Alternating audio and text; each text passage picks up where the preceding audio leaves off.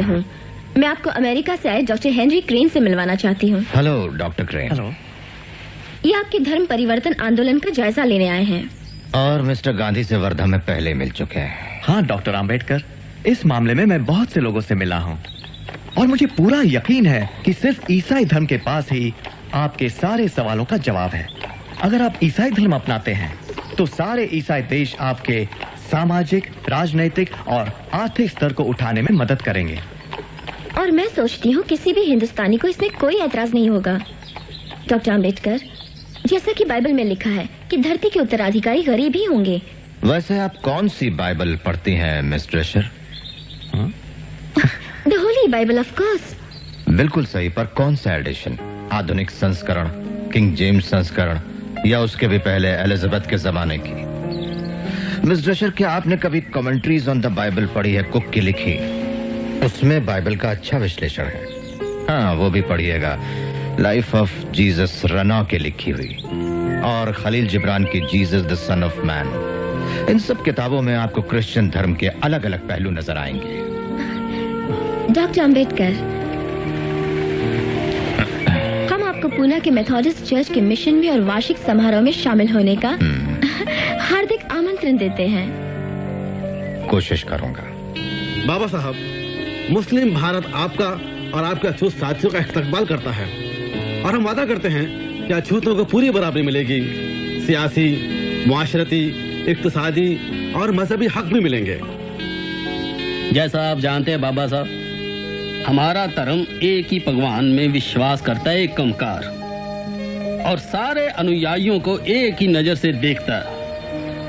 पिछड़ी जाति के धर्म परिवर्तन के मामले में ये आपकी सारी जरूरतों को पूरा करेगा। महाबोधि सोसाइटी से ये टेलीग्राम आया है।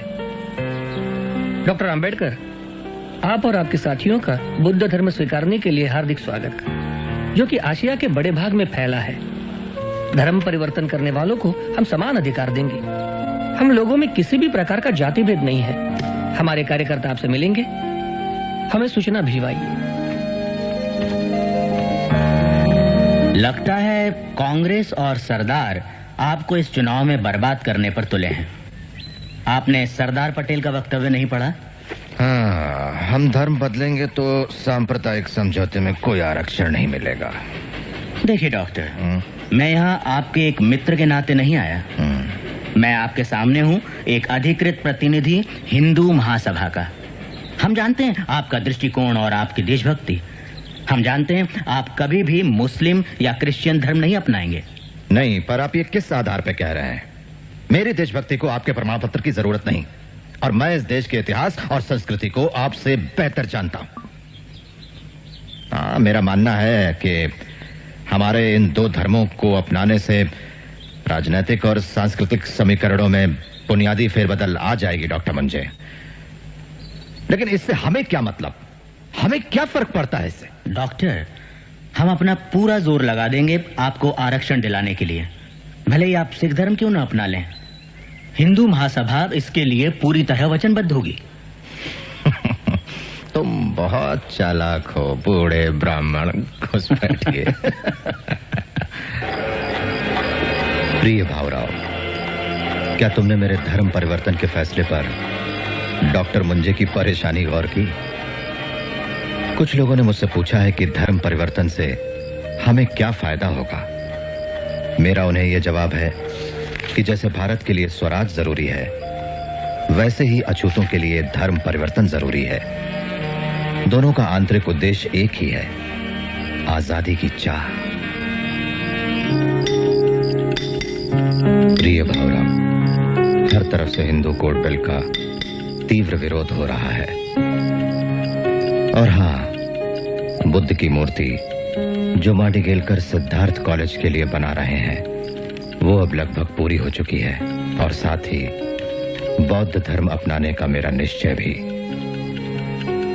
मैं बचपन से ही बौद्ध धर्म से प्रभावित रहा हूं। जब मैंने दादा केडुस्कर लिखित बुद्ध चरित्र पढ़ा था, जो एक प्रसिद्ध लेखक और पिताजी के मित्र भी थे, उन्होंने यह किताब मुझे भेंट दी थी। जीवन भर मेरे प्रेरणा स्रोत रहे हैं संत कबीर, महात्मा ज्योतिबा फुले और भगवान बुद्ध। बौद्ध धर्म अकेला धर्म है जो 3 सिद्धांतों की शिक्षा देता है, प्रज्ञा, करुणा और समता। बौद्ध धर्म ही विश्व में शोषण का समाधान है।